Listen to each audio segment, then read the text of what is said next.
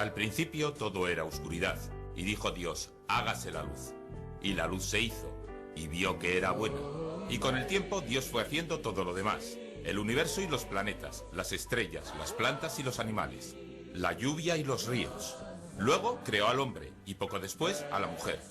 Y pasaron los años, y el hombre y la mujer descubrieron que todos aquellos fenómenos creados por Dios tenían una explicación racional. Descubrieron, por ejemplo, que el universo empezó con una gran explosión. Descubrieron cómo y por qué se formaron los planetas, cómo nacen las estrellas y cómo mueren. A medida que pasaba el tiempo, el hombre y la mujer iban descubriendo más y más cosas, hasta que un día alguien se preguntó, si todos estos fenómenos tienen explicación, ¿qué pinta Dios en todo esto?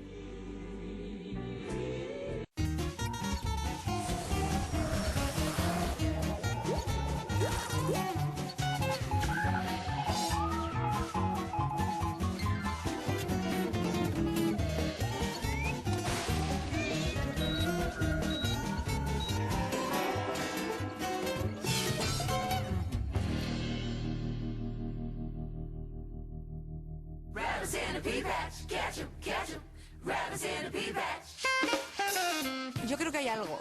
Dudo un poco de la religión, la verdad. Pero tampoco soy ateo, claro.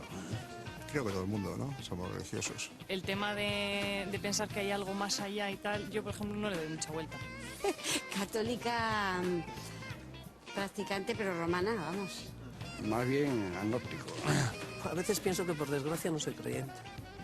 Me dan cierta envidia los creyentes. Me considero católico extraño, igual, no lo sé. ¿Cómo me imagino a Dios? Yo no le doy ninguna explicación porque todo se crea por algo, pero en tema de religiones yo creo que es marketing puro y duro, desde siempre. O sea, es el inicio del marketing. Creo que no hay nada más allá de la muerte. Bueno, yo creo que yo, ateo, como tampoco creo mucho en el tema religioso, pues bueno, en lo que es los fundamentos científicos, ¿no? O sea, el tema microorganismos, un poco este rollo, Darwin, este tipo de cositas. No tiene que ver nada, la ciencia será la ciencia y la religión es otra cosa. La religión es otra historia, que por supuesto nunca te defraudará tanto como la ciencia. Lo que dicen algunas religiones, polvo eres y en polvo te has de convertir, hasta ahí están de acuerdo con la ciencia, ¿no? Vamos, no hay ninguna discusión. ¿Quién va? El alma de Luis Matacanes. ¿Y de dónde viene usted? Vengo porque el apocalipsis me ha pillado. No me diga. ¿Y usted quién es? Yo soy San Pedro. ¡Hombre, San Pedro! Pero bueno, tanto gusto, me alegro de conocerlo. Antes tiene que decirme si ha sido bueno o no en la otra vida. ¿Yo bueno? Un alma bendita. Entonces venga para acá y me cuenta con detalle lo del apocalipsis, que no lo tengo yo del todo claro.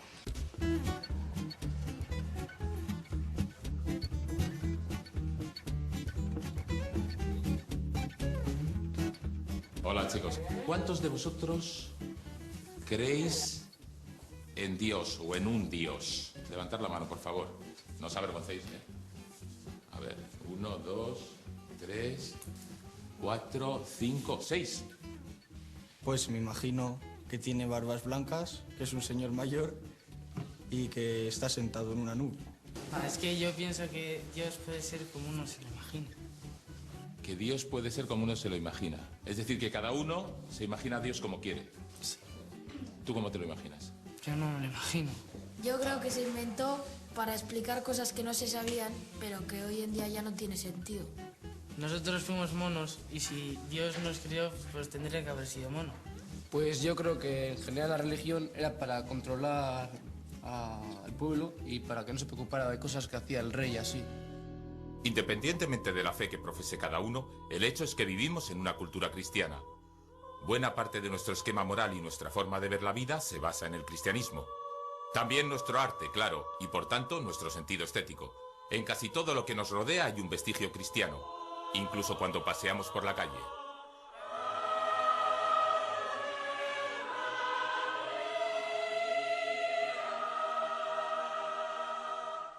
Esta es la iglesia de los Santos Juanes de Bilbao. Se empezó a construir en 1622 y es de estilo barroco clasicista. En su interior alberga un tesoro poco conocido. Se trata de un pedazo de lignum crucis, o sea, un fragmento de la cruz donde Jesús fue crucificado.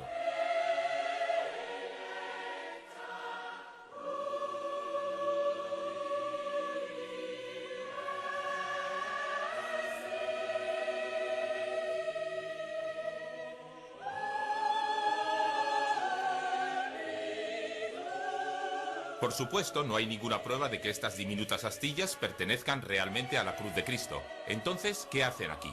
Bueno, hay una posible explicación. En el año 787 se celebró el Segundo Concilio de Nicea. Allí se decidió que todas las iglesias debían tener una reliquia para que pudiesen ser consagradas. Algo como, por ejemplo, un lignum crucis. Esto disparó el mercado de reliquias. De hecho, si todas las reliquias que la Iglesia reivindica fuesen verdaderas, algunos santos habrían tenido 20 dedos, y Jesucristo, Dios me perdone, habría tenido media docena de prepucios. Manolete llamó 3 veces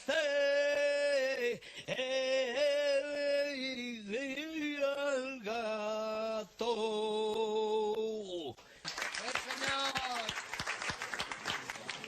Y a mí que me emociona esta cobra. Para mí Dios es un amor, fundamento y origen de todo.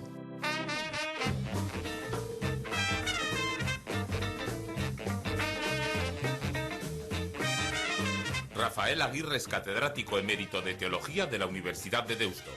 ¿Choca la religión, la creencia en Dios, con la ciencia? A veces ha chocado, porque se pensaba que Dios era la causa tanto de la lluvia como de un accidente, de una enfermedad, de la victoria de un ejército o de la derrota de un pueblo. Hoy sabemos que las cosas no son así, que Dios no es una causa más, entre otras causas, que la realidad se explica pues por los fenómenos y por sus causas, y por ejemplo el tema del creacionismo y del evolucionismo. No se pueden leer los textos bíblicos tomándolos al pie de la letra. La evolución es un dato incontestable.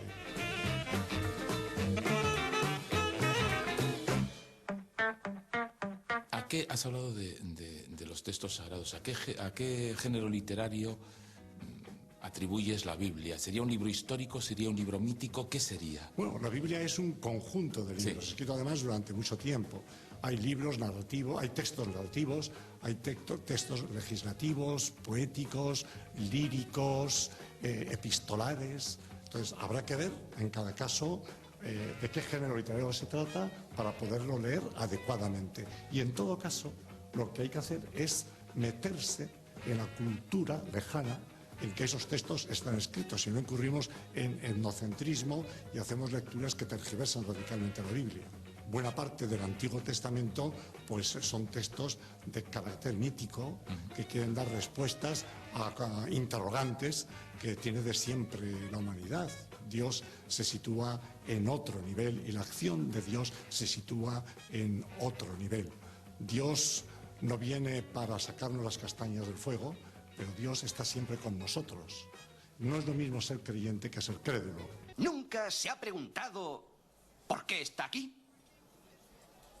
Ya, el año pasado fuimos a Miami, el anterior a California. No, quiero decir por qué estamos aquí, en este planeta. No. Bien. ¿Han deseado conocer la razón de todo esto? No. De acuerdo. Bien. A través de la historia ha habido hombres y mujeres que han buscado una solución a los misterios de la existencia. ¡Es estupendo! Y a esos tipos les llamamos filósofos. Oh, ¿y es de eso de lo que estamos hablando? Exacto. ¿De dónde venimos? ¿A dónde vamos? ¿Cuál es el sentido de la vida? La ciencia no puede responder a estas preguntas. Nadie puede. Stephen Hawking escribió que la filosofía ha muerto porque no ha sido capaz de mantenerse al corriente de los desarrollos modernos de la ciencia. Me pregunto si tendrá razón. Ain't got no home. I know baby wrong. ¿Cuántos de vosotros creéis en Dios? ¿Podéis levantar la mano? Después de todo lo que ha sucedido en el siglo XX y antes, o sea, es decir, se puede pensar en Dios después de Auschwitz, como dicen algunos. Pero habrá que replantearse la pregunta, o por lo menos pensarla desde otras posiciones. La mayoría de los mayores aquí nos han educado, bueno, ¿a qué vamos a hablar, no? En la creencia pura y dura que la conciencia la teníamos así de estrecha y todo era pecado. Y luego te das cuenta en la vida que, bueno, que realmente pues es otra, la vida es otra, hay una ética, ahora le llamamos a los chavales se les enseña una ética que es con la que tienes que vivir. Lo que no sé es cómo he llegado a ser un poco medio normal. entre comillas, ¿no? Porque claro, o te ibas de monja porque te iban dirigiendo porque eras un poquito estudiosilla y tal, vamos, es que tenías unos problemas de conciencia terrible. Yo, por ejemplo, sí, claro que he vivido pensando que los católicos y cristianos éramos los santos, pero la realidad de la vida me he dado cuenta que no. A mí personalmente me han hecho más daño personal las personas que se creen muy religiosos. Nos forzaban a creer todo. Teníamos que creer todo lo que nos decían. Si esto era negro y blanco, no podíamos ni opinar. Pero claro, hoy en día cada uno tiene otra manera de ver. Y hemos estudiado y hemos leído y hemos pensado por nosotras mismas. Yo no tuve una educación de religiosas, yo no fui a un colegio religioso de todas formas. Y me alegro muchísimo.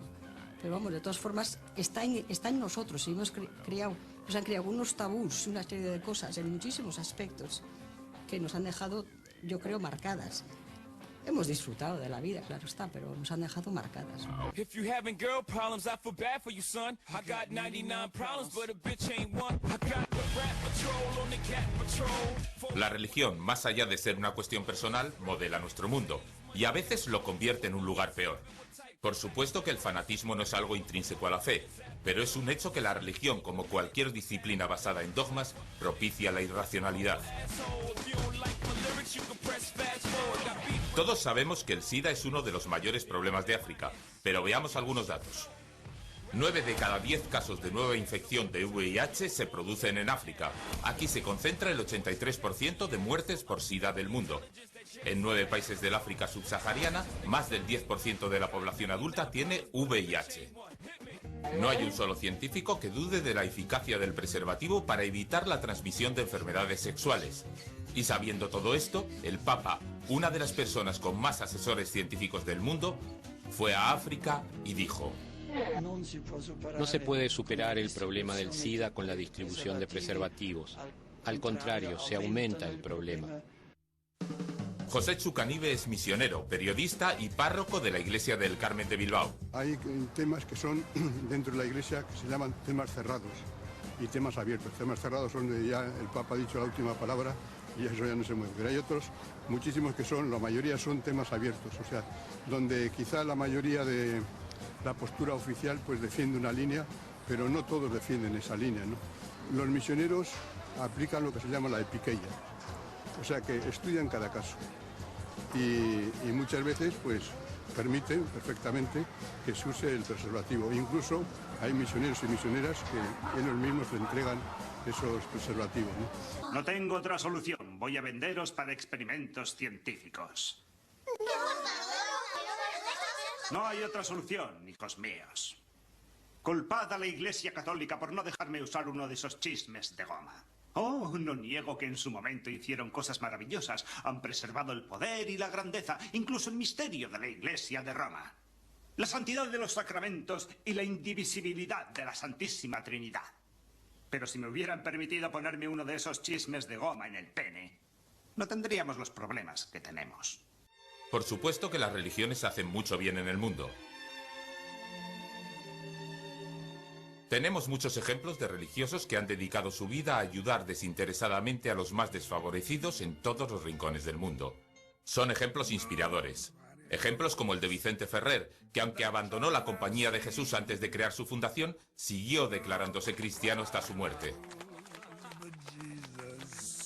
Sin una acción buena, el mundo estaría vacío y no tendría sentido alguno. Alá se ha ensalzado para nosotros, los musulmanes. Él es el creador, Él es el proveedor y Él es quien posee toda la gracia.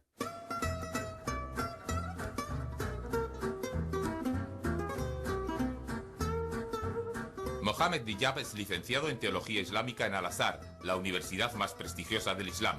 En la actualidad es el imán de la mezquita As-Salam de Bilbao. Nos recibe con Ahmed El Hanafi, emir de la mezquita y presidente de la Unión de Comunidades Islámicas del País Vasco. ¿Cómo son las relaciones entre el Islam y el cristianismo en general ahora? Han cambiado mucho con el tiempo y ahora convivimos en los mismos espacios, pero hubo tiempos que no era así. Tomemos como ejemplo la relación entre musulmanes y cristianos en Egipto. Yo estaba en Egipto 10 días antes de venir aquí. Estuve participando en la revolución, en las concentraciones de la Plaza de la Liberación. Aquello fue un ejemplo de colaboración, convivencia y amor entre musulmanes y no musulmanes. Luego vine aquí, a Occidente, y particularmente en Bilbao, donde ahora vivo. Pasé el Ramadán aquí, y no vi discriminación ni racismo en la sociedad. Los musulmanes mantenemos una relación de amor y paz con la gente con la que compartimos nuestra vida diaria. Tanto es así que a esta mezquita la llamamos la Mezquita de la Paz.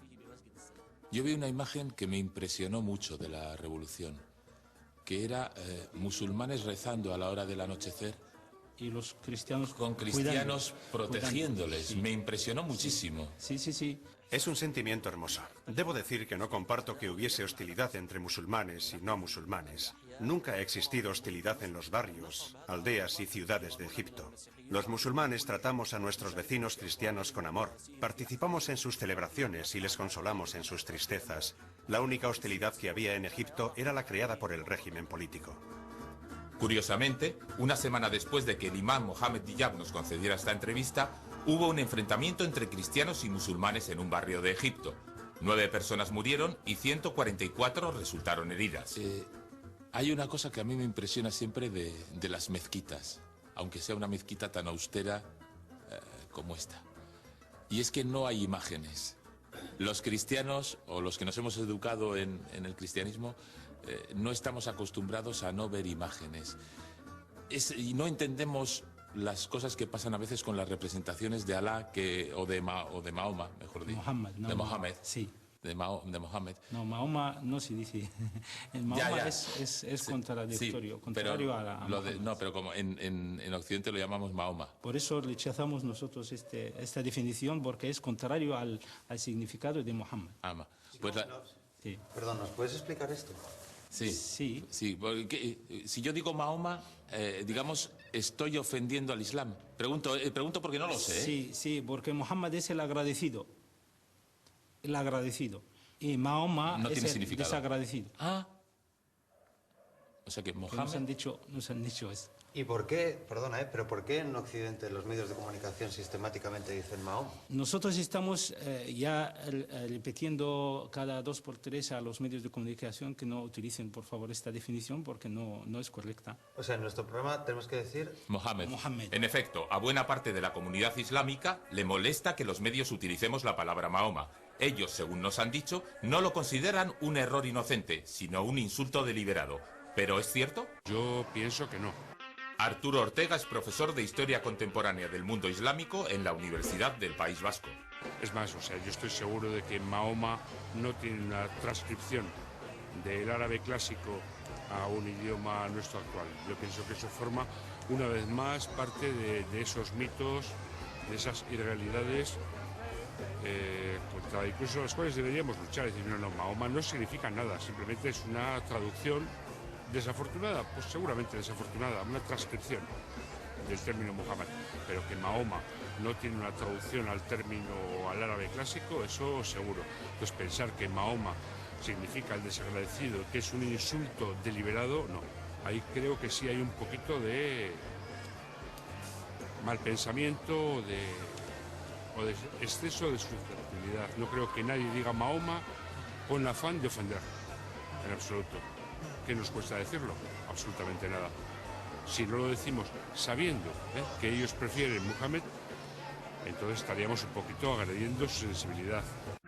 A las religiones les cuesta seguir el ritmo de los avances sociales. La Iglesia Católica, por ejemplo, no pidió perdón por su silenciosa colaboración con el nazismo hasta 1997. Hoy en día, esta religión supone un enorme lastre para la investigación con células madre. Lo cierto es que las religiones, todas ellas, siguen muy por detrás de la sociedad en muchos aspectos, pero hay uno que destaca sobre todos los demás. Nuevo Testamento. Pablo, en su primera carta a Timoteo, dice: la mujer oiga la instrucción en silencio con toda sumisión. No permito que la mujer enseñe ni que domine al hombre, que se mantenga en silencio. El Corán, en la Sura An-Nisa Aleya 34, dice: las mujeres virtuosas son devotas y cuidan, en ausencia de sus maridos, de lo que Alá manda que cuiden. Amonestad a aquellas de quienes temáis que se rebelen. Dejadlas solas en el lecho. Pegadles. Carmen Bernabé es profesora de Sagrada Escritura de la Facultad de Teología de la Universidad de Deusto. En todas las religiones, también en el cristianismo incluido, cuando comienza el cristianismo es una experiencia y en esa experiencia las mujeres tienen una parte importante. En el proceso de constitución de esa religión como una institución es donde alguien va diciendo qué es lo importante, qué experiencias son las importantes, qué ideas sobre esa experiencia son las que tienen que copiarse, tienen que transmitirse. Por otra parte, tenemos que tener en cuenta que las mujeres, por ejemplo, a lo largo de la historia han sabido leer y escribir menos que los hombres, por lo tanto, sus ideas se han puesto por escrito menos que las de los hombres. Pero no obstante, han puesto por escrito sus ideas. Lo que pasa que un segundo paso es quién decide lo que es importante. Las mujeres hemos estado ahí siempre. Lo que pasa es que no se nos ha visto, se nos ha invisibilizado o se ha pensado que lo que decíamos no era importante o no interesaba. De acuerdo, pero ¿y en el Islam? Hazar Samadi es la presidenta de Bidaya, la Asociación de Mujeres Musulmanas del País Vasco. Bueno, la mujer musulmana tiene un papel totalmente complementario al del hombre. Se complementan los unos a los otros en todos los aspectos de la vida, tanto en el económico, en el social, en el político. La mujer musulmana siempre ha sido una mujer, desde los inicios del Islam, una mujer muy activa en todos los ámbitos de la vida. Tal y como Allah lo describe en el Corán, en la Sunna, que es la segunda fuente del Islam, y ahí están las referencias. Y sin embargo, no es esa la imagen que tenemos del Islam. Sí, estoy de acuerdo en parte que no es esa, pero también es la imagen que se le quiere dar a la mujer musulmana, ¿no?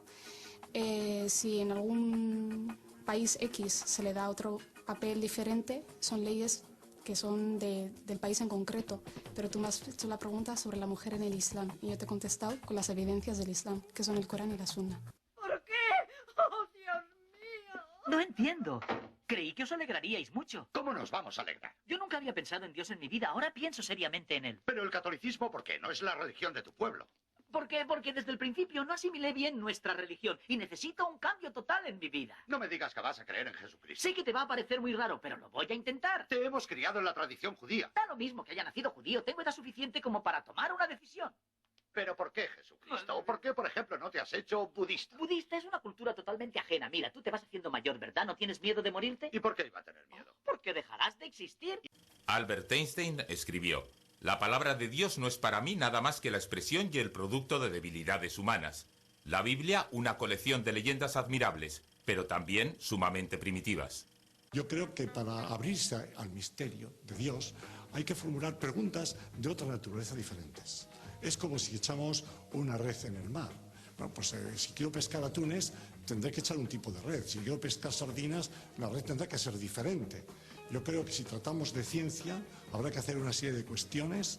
Si tratamos de religión, otras. Y siempre está en juego la racionalidad humana, pero es que la racionalidad humana tiene registros diferentes. La ciencia y la religión nunca se han llevado precisamente bien. Hace poco Stephen Hawking insistió en la idea de que Dios no es necesario para explicar el origen del universo. El Papa le respondió que la teoría del Big Bang no está en competencia con la fe, pero que no puede explicar el sentido último de la realidad. Manuel Tello es catedrático de Física Aplicada de la Universidad del País Vasco y es católico. Manuel, ¿es fácil o se puede convivir ciencia y fe, física y fe? Sí, evidentemente pueden convivir y además la historia está llena de ejemplos en los cuales ha convivido. Desde Newton, por ejemplo, era un gran religioso y a lo largo de la historia de la ciencia el tanto por cien de científicos creyentes es muy superior al tanto por cien de científicos, yo no diría no creyentes, sino no practicantes. Pero ¿no es la fe, creer sin pruebas, lo contrario a la ciencia que precisa de pruebas para llegar a conclusiones? Bueno, hay dos mundos en el hombre, por eso es hombre, si no sería un animal. Y en esos dos mundos hay un mundo de la razón que intenta, evidentemente, explicar lo que conocemos, pero hay un mundo que va a la trascendencia. Y cada uno al mundo de la trascendencia le busca su solución. Y una de las posibles soluciones es justamente la creencia. Y yo diría aún más, esos dos mundos el problema que han tenido a lo largo de la historia es que se han intentado justificar uno con el otro, lo cual es absurdo, ya que yo les llamo que son dos magisterios que no se superponen. Los magisterios separados de... Exacto. Y que no hay superposición entre ellos. Es decir, cada uno puede existir con independencia del otro.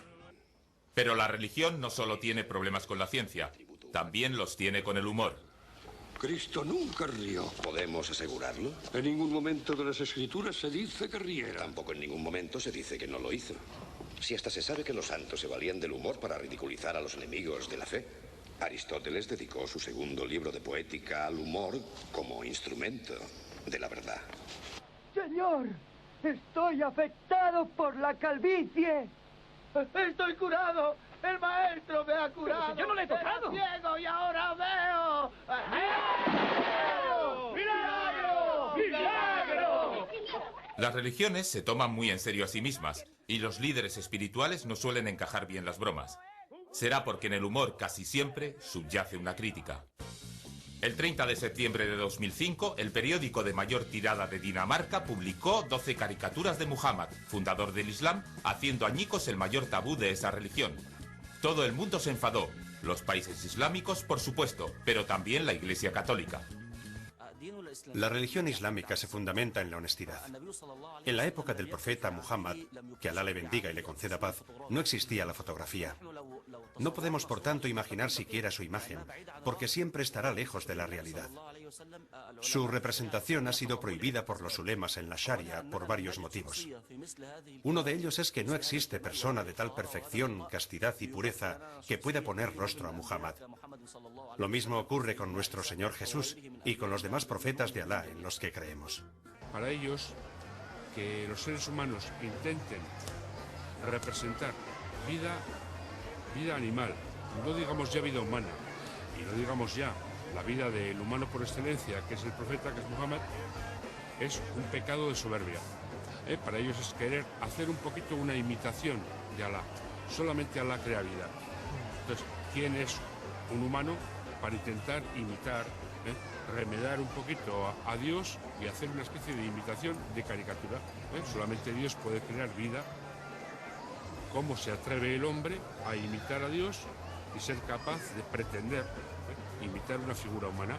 Por ejemplo, la famosa caricatura del profeta con el turbante convertido en una bomba. Claro, eso ya son agresión sobre agresión sobre agresión.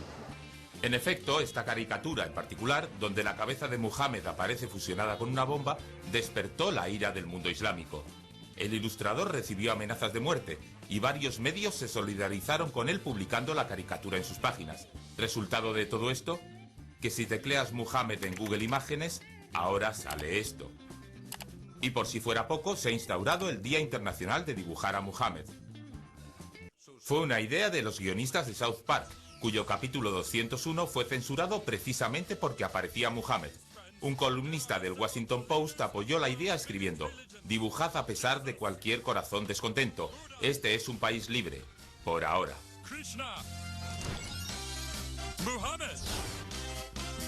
El día de dibujar a Muhammad, por cierto, es el 20 de mayo.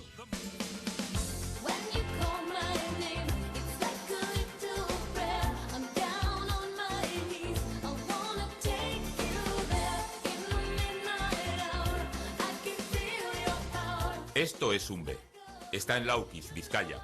Aquí se apareció la Virgen en 1941, o eso dicen. Cientos de personas han participado hoy en los actos de homenaje a la Virgen de Umbe en Vizcaya. Es un lugar de peregrinación porque, según cuentan, el agua de uno de sus pozos es milagrosa. Curiosamente, este agua no es potable. Yo creo que uno de los mayores milagros que ha podido ocurrir en toda la historia es que nos colocásemos, que la Tierra se colocase justo a la distancia oportuna del Sol para que pudiese haber vida. Y eso se puede llamar milagro o azar, no sé. Pero ¿qué es lo mismo? ¿Milagro es que eso, ahí está la discrepancia, porque puede ser una serie de inoportunos acontecimientos que ocurren porque ocurren, o que sea que alguien ha querido que ocurra así. Yo creo que fue al revés, que salió el humano porque la Tierra estaba a la distancia del Sol, no se puso la Tierra porque estaba el humano. ¿Recordáis esta serie? Se titulaba Los problemas crecen y salía un actor llamado Kirk Cameron, este de aquí. A los 20 años, Cameron, que hasta entonces era ateo, se convirtió al cristianismo. Empezó a participar en películas de contenido religioso y después creó su propio programa de televisión, desde donde propaga el creacionismo. Atención a este vídeo donde un popular creacionista norteamericano nos instruye sobre el origen de los plátanos junto a Kirk Cameron. Os prometo que no es un sketch.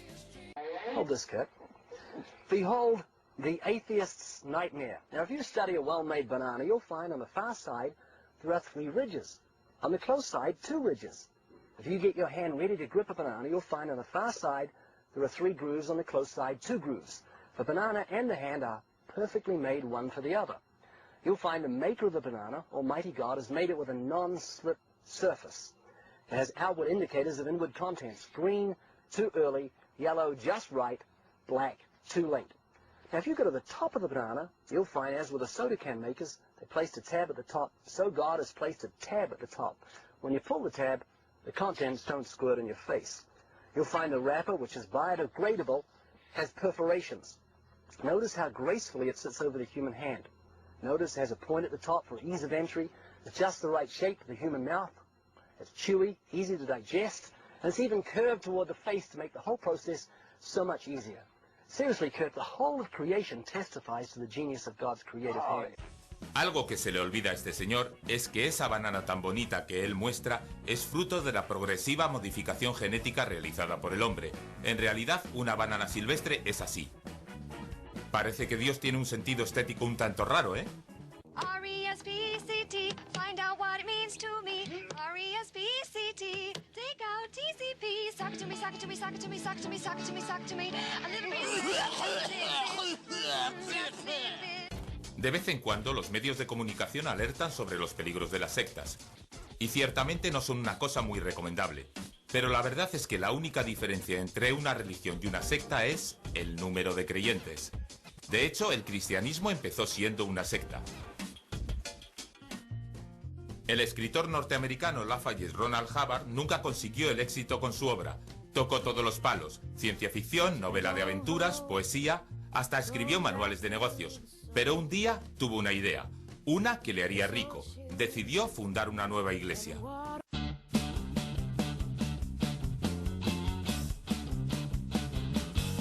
Iván Arjona es el presidente de la Iglesia de la Cienciología en España. Cienciología es una filosofía religiosa aplicada. Cienciología no proviene de ningún otro movimiento religioso, no es una escisión de ningún otro movimiento, no es una interpretación de otro movimiento, es un movimiento genuino que nace en Estados Unidos y, como cada gran movimiento, en sus inicios sufre ataques. Cualquier intento del hombre por mejorar la humanidad ha sufrido ataques. Nosotros no hemos sido diferentes, pero la verdad es que nos hemos, manejado bastante bien, y el reconocimiento de cienciología como religión, tanto por gobiernos como por expertos en religión, la verdad es que va creciendo. A los cristianos los tiraban a los leones, a nosotros, hemos acabado muchas veces en tribunales, pero prácticamente siempre hemos acabado ganando, ¿no? En España ahora mismo somos una entidad religiosa inscrita en el registro de entidades religiosas, que es un registro especial que está amparado por la ley orgánica, la ley constitucional sobre libertad religiosa, que está bajo el Ministerio de Justicia. Después de todo esto no puedo evitar hacerme varias preguntas. ¿Por qué algunas personas creen y otras no? ¿Qué lleva a una persona como yo, educada en un colegio católico, a rechazar la fe inculcada durante su infancia y juventud? ¿Hay alguna explicación psicológica o sociológica para este fenómeno? Víctor Urrutia es catedrático de Sociología Urbana en la Universidad del País Vasco y responsable del Gabinete de Prospección Sociológica del Gobierno vasco. Víctor, ¿por qué algunas personas necesitan creer en Dios y otras no? Yo no creo que se trate de necesitar o de necesidad, sino es una cuestión de experiencia, sencillamente, ¿no? Uno tiene una experiencia religiosa o no la tiene, no es una cuestión de que uno necesite tener la experiencia. ¿Y por qué ahora en Occidente parece que hay más creyentes, más incrédulos, más no creyentes, que crece el número de ateos, que el ateo ha salido del armario? Bueno, Yo preguntaría si realmente hay más o menos creyentes y en qué cree la gente, porque yo creo que la gente sigue creyendo. Otra cosa distinta es en qué cree la gente.